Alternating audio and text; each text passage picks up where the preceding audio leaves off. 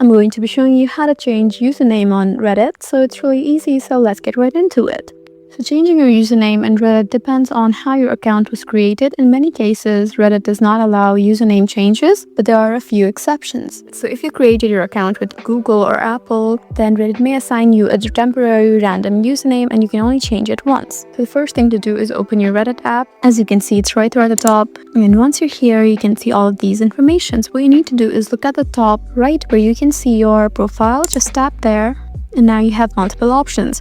All you need to do is tap on profile, and once you're here, right next to your username, you can find this edit button. Just go ahead and tap here, and now you can choose to change your display name. So if you created an account with email, then the username cannot be changed. Your only option is to create a new Reddit account. So what you can change is your display name. So your display name is right there and you can change it to whatever you like. So let's say you want it as Ghost and tap on save. As you can see, now it has been changed to Ghost.